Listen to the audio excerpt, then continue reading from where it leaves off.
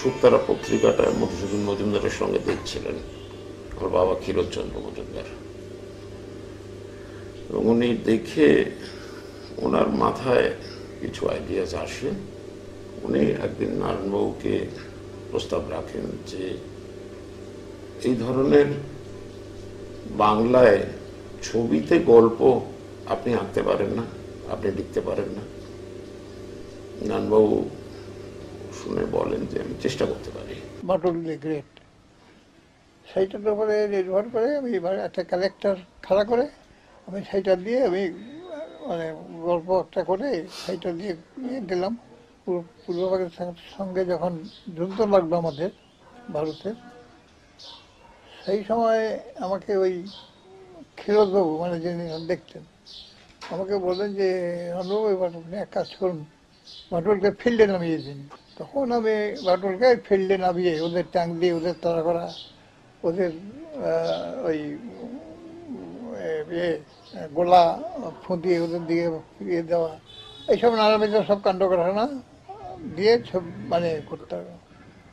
তা আস্তে আস্তে তখন লোকের বেশ মনে লাগলো, কারণ শত্রুপক্ষকে বাটুল একাই জব্দ করে দিচ্ছে, এটা তো বেশ ভালো লাগার ব্যাপার।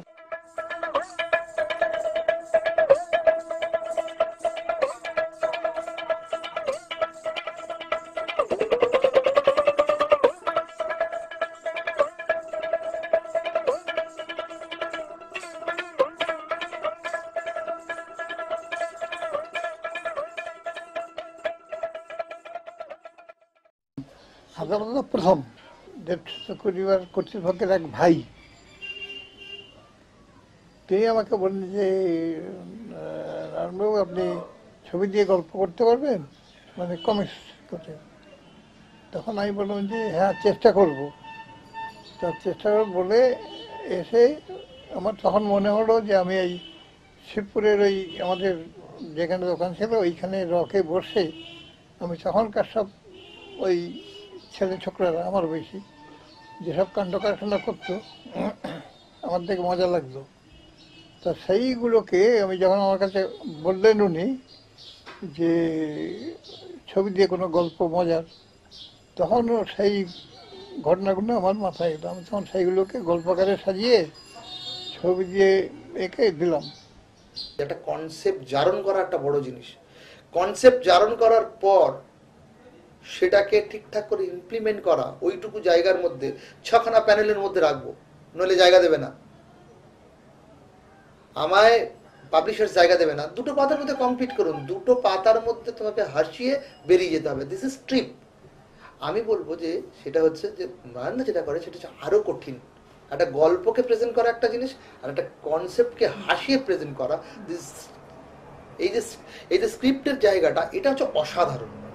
এত কাজে ডুবে যেতেন যে পেছনে যদি মানে কোনো কেউ আমরা দেখেছি, যেটা আমি খুব বেশি মানে আমি এটা বেশি বলতে পারবো, কারণ আমি বন্ধু বান্ধব যখন আসতো তখন আমরা বাবার ঘরটাই বেশি থাকতাম। বাবার সামনের দিকে আসতেন বসে, সামনে একটা জানলা ছিল বাবার আঁকার টেবিলের সামনাসামনি, তো সেখানে বসে আঁকতেন। আমরা তখন কোনো বন্ধু টন্ধু এলে আমরা ওই ঘরটায় একটু বসতাম, আমরা খুব হাসাহাসি করতাম, যে কোনো অন্য কোনো ব্যাপার নিয়ে হয়তো হাসাহাসি করতাম, যা হয় বন্ধুদের মধ্যে যা হয় না রকম আলোচনা করতাম।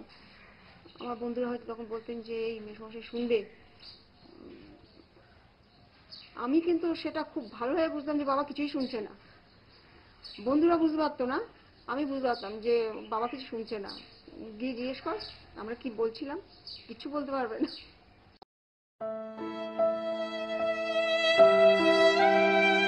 নারায়ণ দেবনাথ মানে ছোটবেলার সেই হারিয়ে যাওয়া দিনগুলো।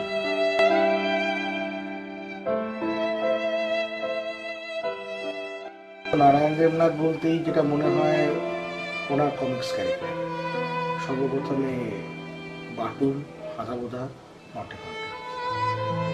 নারায়ণ দেবনাথের জনপ্রিয়তা 30 নম্বর কমিক্স।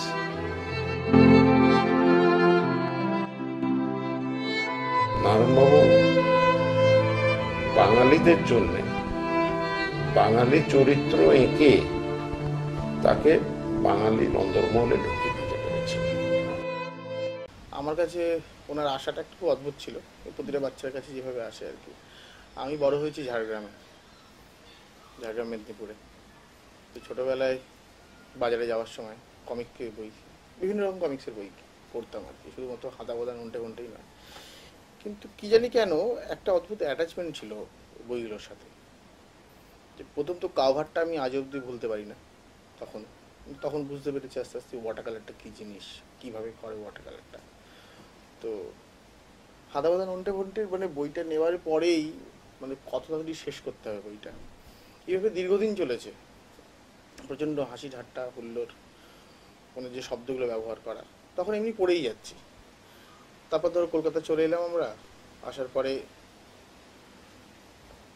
আবার নতুন করে হাদা বোদা নন্টে ফন্টে, বাকি আর কিছু আমি কিন্তু পড়িনি। মানে বাহাদুর বিড়াল আমার ইন্টারেস্ট ছিল, কিন্তু কি জানি যেন হাদা বোদা আর মাটুল দি গ্রেট, তখন মানে প্রচণ্ডভাবে আর কি, মাটুল একটা শক্তিশালী লোক। হাদা বোদা ইজ ভেরি ক্লোজ, মোর মানে আর অনেক বেশি আমাদের এই বাংলা সমাজ, এই বাঙালি কালচারের সঙ্গে অনেক নিবিড়ভাবে যুক্ত। এই যে কাকা মামা পিসে, পিসে মশাই, এই যে সব আত্মীয় স্বজন, এই যে সম্পর্কগুলো, তারপরে এই যে হোস্টেলের সুপার, এখন তো হোস্টেলগুলো ঠিক সেভাবে ভীষণ একটা মানে রেজিমেন্টেশনের মধ্যে চলে এসে, তখনও ছিল, কিন্তু তখন একটা আরেকটু ফ্রি ছিল, মানে সেখানে দুষ্টুমি করার সুযোগ ছিল, সেখানে কেউ পড়তো না, কেউ ফাঁকিবাজ।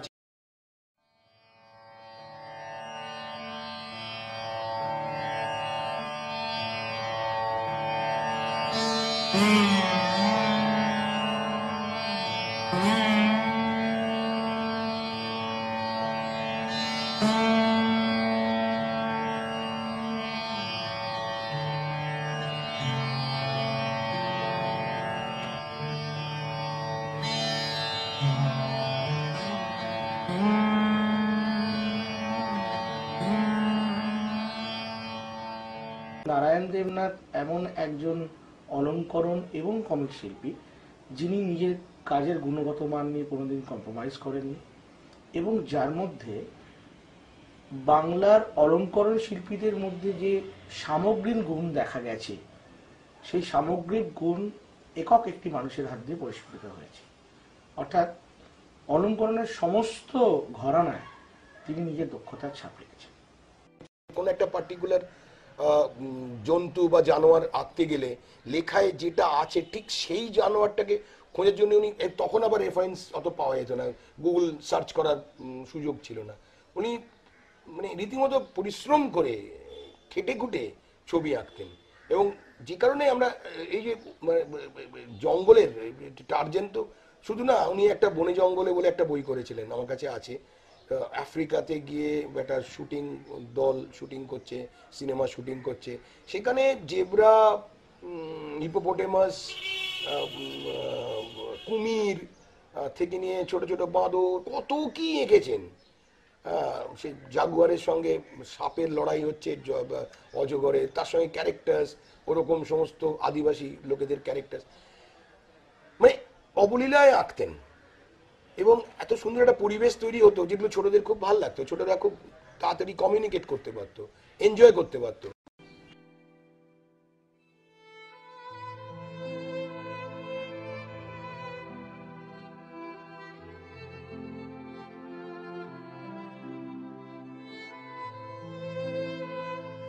ছোটবেলা থেকেই তো আমরা নারায়ণ দেবনাথের বাঁটুল, হাদা বোদা এবং নন্টে ফন্টে পড়েই বড় হয়েছি।